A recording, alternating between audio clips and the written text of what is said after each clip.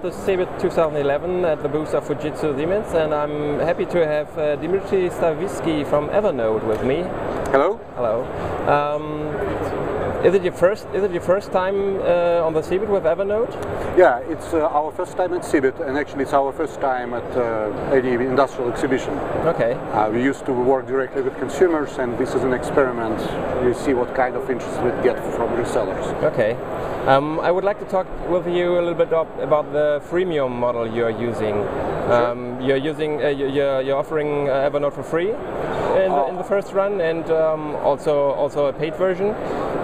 What do you think are the success factors, the key success factors for distributing a software product with a freemium business model? Well, it definitely works for us. Free Evernote service, it's a full-blown service. It's not like trialware, it's not crippleware. You can use Evernote free service like your whole life, and you may not need premium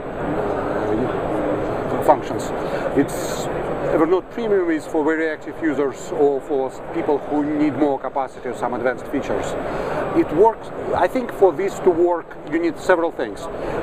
You need to be able to run services at very low cost, because when most of your users don't pay, you can't afford a very expensive service.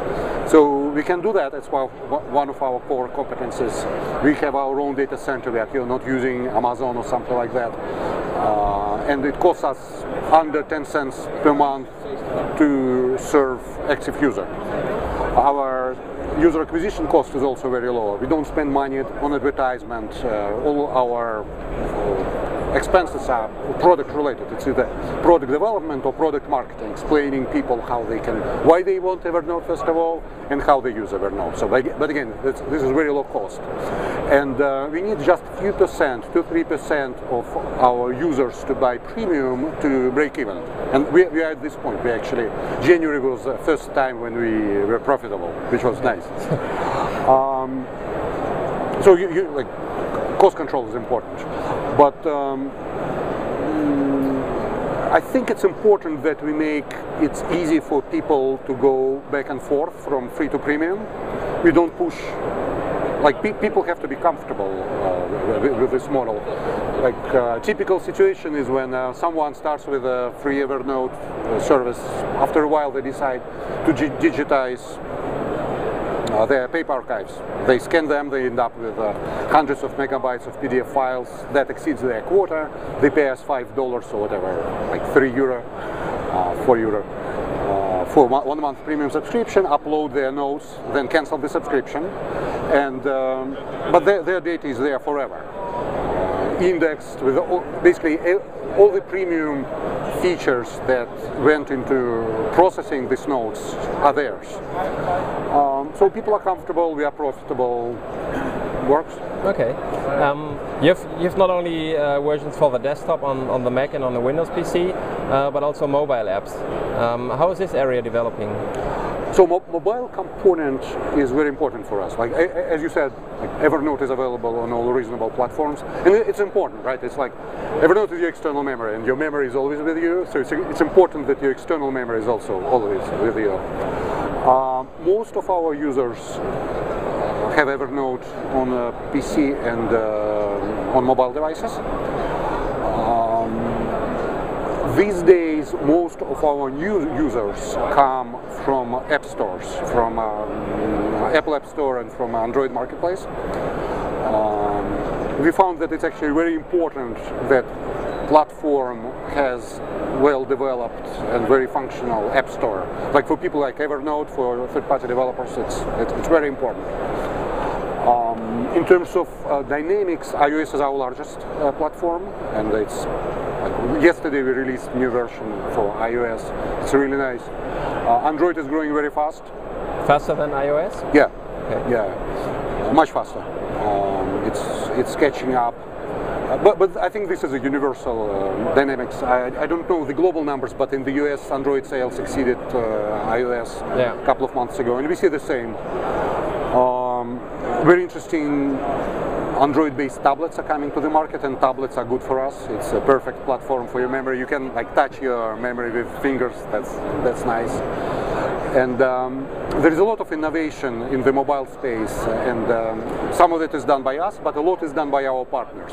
Evernote is not just a service, it's a platform, and we have a lot of partners developing interesting applications for Evernote. So how do you deal with all these Android tablets coming out? Are you developing apps for that, or? We'll be optimizing our Android client for the tablets, and some partners develop clients for Evernote. For example, HTC recently launched their Android tablet called Flyer, and they themselves developed like alternative Android client specifically for the Flyer. It's a very impressive piece of software. It's like very well done, like very functional. Flyer has a stylus, which is like not standard Android function. So they have support for stylus. They have support for handwriting. It's a like full-blown, very functional Evernote client done by HTC. Very nice. And talking about app stores, you mentioned it. You recently released Evernote in the Apple Mac Store. Mm-hmm. How are your impressions of that? Oh, that was great. Our registrations doubled. Like overall registrations doubled for a few days after the Mac Store launch. So like it leveled off, but for a week, half of our new users were coming from Mac Store, and it's still. Basically, with the launch of Mac Store, the fraction of new Mac users is much higher. I can show you the numbers. It's a very impressive graph.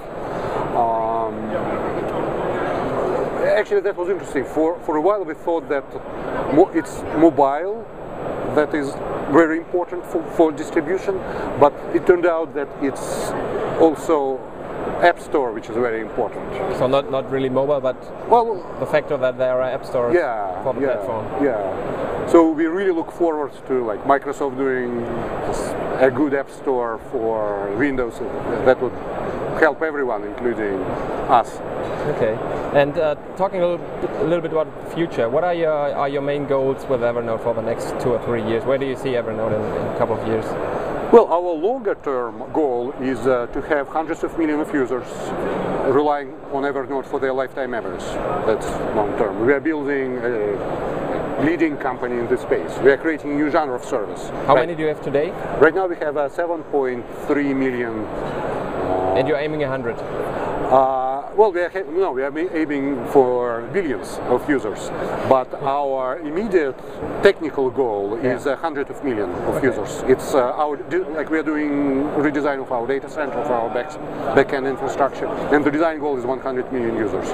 We'll hit 10 million users this summer. So in 3 years, we'll have many tens of millions of users. Most of them will be outside of North America. We'll be on more platforms. It will be much more polished. We'll have many interesting integrations, and we'll have more note sharing and social functionality. This is becoming more and more important.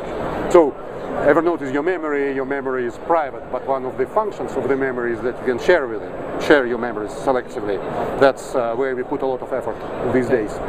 Thanks a lot. Sure.